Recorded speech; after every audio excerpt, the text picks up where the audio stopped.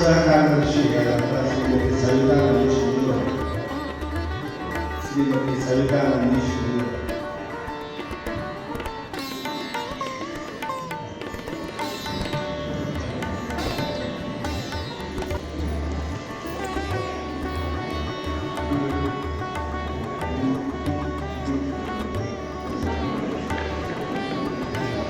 ನಾನು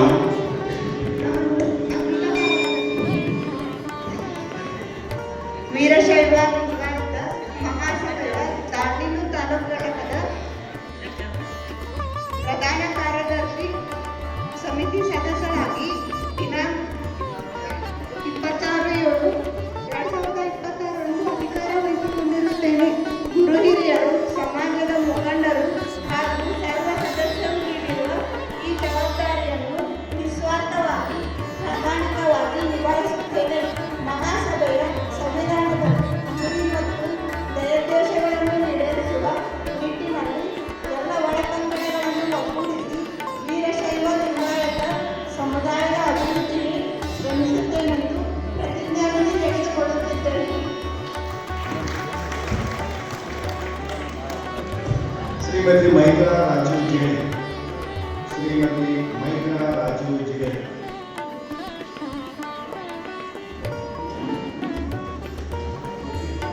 ಶ್ರೀಮತಿ ಮೈತ್ರಾ ರಾಜು ಜಿಗಡೆ. ಮೈತ್ರಾ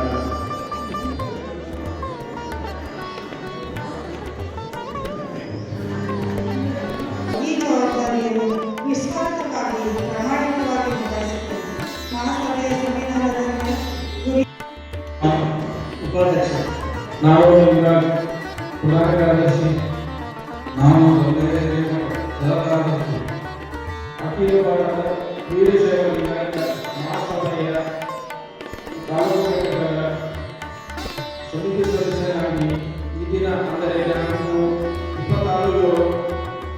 26/7/2026 ಅಧಿಕಾರ ವಹಿಸಿಕೊಂಡಿದ್ದೇನೆ. ಗುರುಹಿರಿಯರು, ಸಮಾಜದ ಮುಖಂಡರು ಹಾಗೂ ಸರ್ವ ಸದಸ್ಯರು ನೀಡಿರುವ ಈ ಜವಾಬ್ದಾರಿಯನ್ನು ನಿಸ್ವಾರ್ಥವಾಗಿ ಪ್ರಾಮಾಣಿಕವಾಗಿ ನಿಭಾಯಿಸುತ್ತೇನೆ.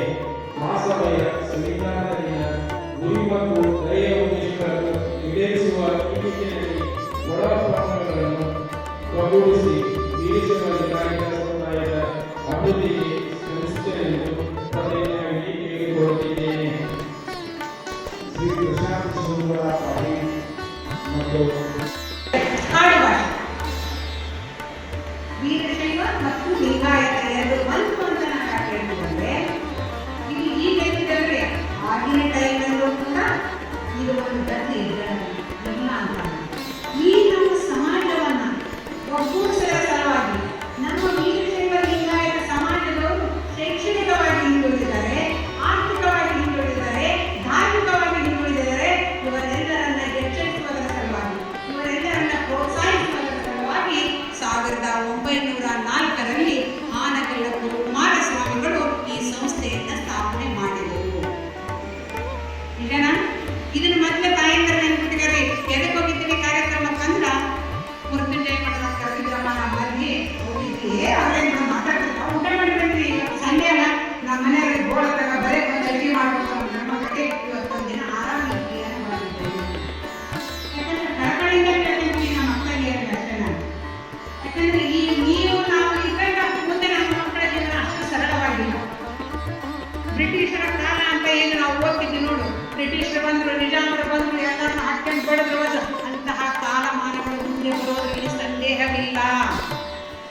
ಆದ್ದರಿಂದ ನಿಮ್ಮನ್ನು ನಾನು ಎಚ್ಚರಿಸ್ತಾ ಇದ್ದೀನಿ. ಯಾಕೆಂದ್ರೆ 1904ರಲ್ಲಿ ಆನೆಗಲ್ಲ ಕುಮಾರಸ್ವಾಮಿಗಳು ಏಕಾಏಕಿ ಸ್ಥಾಪನೆ ಮಾಡಲಿಲ್ಲ. ಅವರು ನೋಡಿದ್ರು, ಏನಪ್ಪ ನಮ್ಮ ಜನ ಹಣೆಯಲ್ಲಿ ವಿಭೂತಿ ಇಲ್ಲ, ಕೊರಳಲ್ಲಿ ಲಿಂಗ ಇಲ್ಲ, ಎತ್ತ ಹೋಗ್ತಾ ಇದೆ ನಮ್ಮ ಸಮಾಜ ಇದು. ಇವರಿಗೆ ಅಕ್ಷರ ಜ್ಞಾನ ಇಲ್ಲ, ಧಾರ್ಮಿಕತೆಯ ಬಗ್ಗೆ ಆಸಕ್ತಿ ಇಲ್ಲ, ಏನು ಮಾಡೋದು ಅಂತ ಯೋಚನೆ ಮಾಡಿ ಆನಗಲ್ಲಿಂದ ಅವರು ಬಂದು ಧಾರವಾಡ, ಧಾರವಾಡ ಸಮೀಪ ಸೆಂಟ್ರಲ್ ಪ್ಲೇಸ್ ಅದು ಧಾರವಾಡ, ಅಲ್ಲಿ ಬಂದು ಇವರು ಎಲ್ಲರನ್ನ ಒಪ್ಪಿಸಿಕೊಂಡು ಮಾಡೋಣ ಅಂತ ಆಮೇಲೆ ಗುರುನಾ ಮಠ ಆಗಿರ್ಬೋದು, ಎಲ್ಲ ಮಠಮಾನ್ಯಗಳು ಸೇರಿಕೊಂಡು ಯೋಚನೆಯನ್ನು ಚಿಂತನೆಯನ್ನು ಮಾಡಿದರು. ಆನಂದ ಕುಮಾರಸ್ವಾಮಿಗಳ ಹತ್ರ ಬಂದು ಏನು ಬುದ್ಧಿ ಎತ್ತ ಹೋಗ್ತಾ ಇದೆ, ನಮ್ಮ ಸಮಾಜ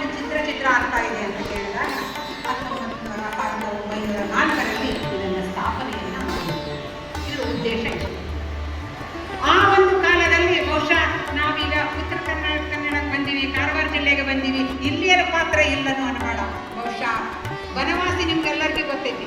ಬನವಾಸಿಯಲ್ಲಿ ಜನಿಸಿರ್ತಕ್ಕಂಥ ಹರಡೇಕರ ಮಂಜಪ್ಪನವರು, ಅವರು ಕೂಡ ಈ ವೀರಶೈವ ಲಿಂಗಾಯತ ಮಹಾಸಭೆಯನ್ನು ಸ್ಥಾಪಿಸೋದರಲ್ಲಿ ಅವ್ರನ್ನೂ ಕೂಡ ಮುಂದಾಡುತ್ತಾರೆ. ಬೆಳಗಾವಿ ಅಧಿವೇಶನ ನಡೀಬೇಕಾದಾಗ ನಮ್ಮ ವೀರಶೈವ ಲಿಂಗಾಯತರು ತುತ್ತ ತುದಿಯ ಕಡೆಯಲ್ಲಿ ಇರ್ತಕ್ಕಂತಹ ಗ್ರಾಮೀಣ ಪ್ರದೇಶದ ಮಕ್ಕಳಿಗೆ ಶಿಕ್ಷಣವನ್ನು ಉಚಿತವಾಗಿ ಕೊಡಬೇಕು ಅಂತಂದು ಪ್ರತಿಪಾದನೆ ಮಾಡಿರ್ತಕ್ಕಂಥವ್ರು ಹರಡೇಕರ ಮಂಜಪ್ಪ